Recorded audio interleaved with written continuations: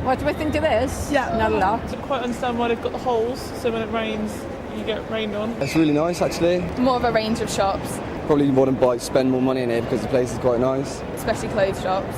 I just love the fact that everything's new. It's for the younger people, this, isn't it? We gonna get it started, man. I'm feeling so fresh tonight.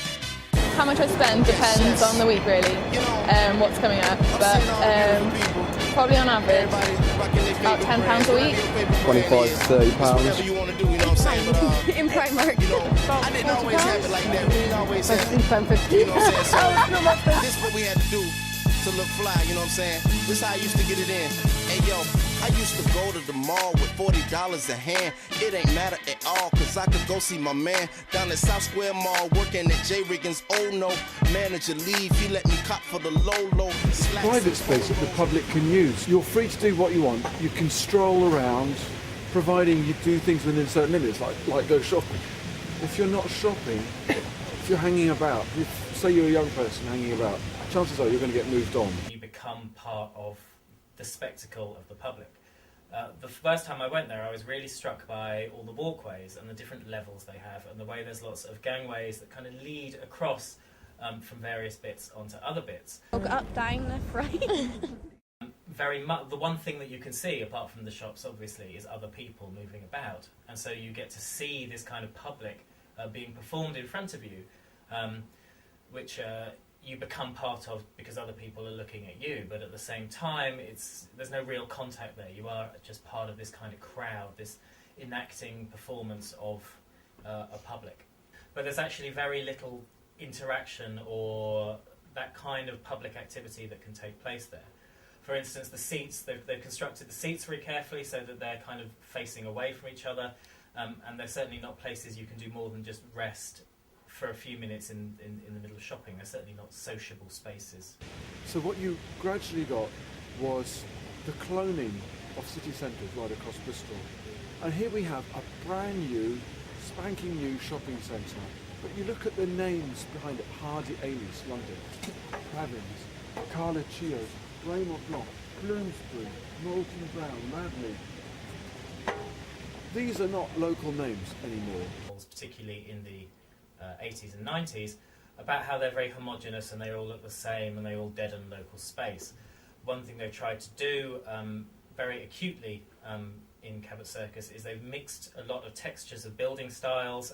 You've got little bits coming out in individual shops, so that it looks as if it's very democratic and full of difference, when in fact, in terms of what you can do there, all you can really do is shop. There's no real difference there at all. The appearance of difference, there's what you call homogenization. You're losing diversity. We're not going to Macy's either. Shopping bags, they weigh down her arms. Popping tags and collars, her charm.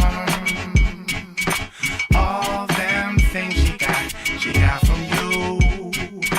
All them things she got from you.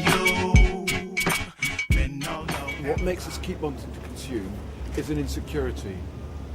That insecurity can lead to compulsive neurotic behaviour, which can lead to addictions. I get the excitement when I go home and show my housemates what I've got. And like, look at this, and you know. I didn't really need the things I bought today, but I just wanted them. You convince yourself that you need it because, you know, that's what it goes, that's what we do. Capitalism says, well, okay, you can have security, you can have identity through buying a certain kind of brand, buying a certain kind of identity, and that gives you the temporary idea that you've got security, but it's only temporary, it's dissatisfying.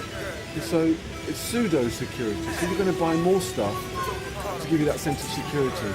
I think companies probably do push out new trends and brands quicker than what they can do. And just what people wear, really, when you see it people walking around being like, oh, that's nice, and then someone else gets it and then someone else gets it.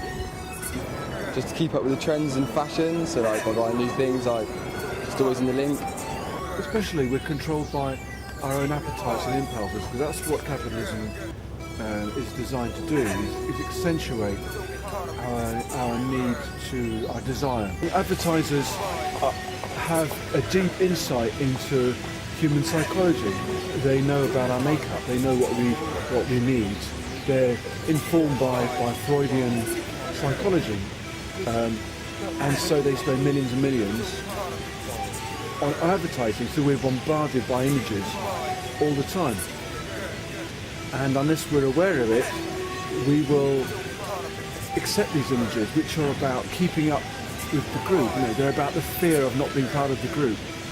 That's another fundamental need. We need to belong. We need to belong to the tribe. What people wear really when you see it, like, you know, people walking around and you're like, oh, that's nice, and then someone else gets it, and then someone else gets it. But what capitalism can't tolerate is the notion of enough. Now, the last couple of weeks have been the most turbulent period for the economy and the financial markets in living memory. And while banks have failed and shares have plummeted, the effects are working their way down to all of us. Right now is a result of overproduction and overconsumption in the past. A number of people, all three, have tales from the credit crunch of how their lives, jobs and families are being affected. If the collapse of our banks has been swift and violent, the demise of our retail industry could be slow and painful. It hasn't stopped many of them offering sales to keep us buying. But is it enough? Retail experts are doubtful. Parents' generation, grandparents' generation, were cautious. They wouldn't buy anything, right, unless they had the savings in their bank account, whatever, to back it up. It's too expensive for our age. The end to consumerism is for individuals to realise that what they have is enough, to spend within their limit, and to have a different idea of what wealth is. Wealth is not one kind of financial material asset. Wealth is a relationship that you and I might have. It's friendship, it's knowledge, it's natural capital. I mean, this plant, you know, all the scientists in the world can't make this bush that's generated by nature.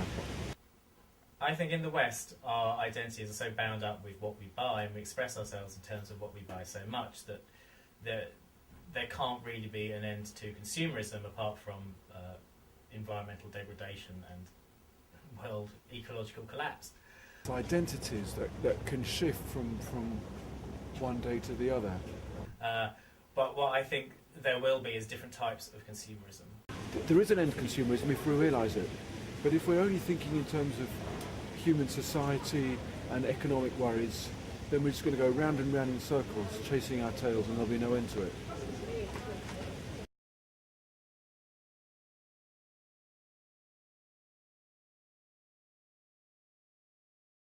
All those beautiful things in the world. This has been filmed in a place which is the sign of the future. It's the alternative. This is the little co-op. There's several things I want to say about this place. First of all, it's small. It's small scale. Imagine a world where lots and lots of small shops like this existed together, as high streets once did. I mean, Gloucester Road, for example, in Bristol, still to an extent reflects that. This church road has suffered a great deal, but it could be like that again. There's a lot more going on than just buying stuff, but there is a commercial element. It's run by a group of volunteers, and for it to work, to pay rent, buying fresh coffee, pay for the coffee machine that was bought at great expense, that kind of thing. You know, people need to buy things. So there's second-hand books, DVDs, full of Cabot Circus. Huge amounts of money being pumped in because the investors believe that they will recoup that money by rich people spending in Cabot Circus. It's designed to attract the wealthy people of the hinterland of Bristol, who might otherwise go to Bournemouth or Southampton or Cardiff or Cheltenham. But that misses out the millions of people in Britain who don't have that kind of money. Whereas people with very little money, time on their hands, they might be unemployed, they might be pensioners, they might be refugees, you know, they can come here with our philosophy of the world. And where Cabot Circus is at, it's like talking cheese. They're catering for a whole different section of the public. Cabot Circus, £500 million was put into Cabot Circus. Imagine the huge energy costs of that. At the end of the day, all that stuff, all that concrete, all the oil that was produced to make it, the plastics, everything is a huge energy input. And already within a few months of it opening, it's vulnerable because it depends upon people spending money in it. It could be a white elephant now or in 10 years' time, but it relies on a big transfer. And in a few years' time, someone else with in a suit with a lot of money from the bank, or the credibility to get a lot of money, is going to do the whole thing all over again. I said I got on my good clothes, sick of wearing hand-me-down raggedy hood clothes. Call me ugly, man, I wish a bitch would close. Go out to the club, yeah, we probably should close. Yeah.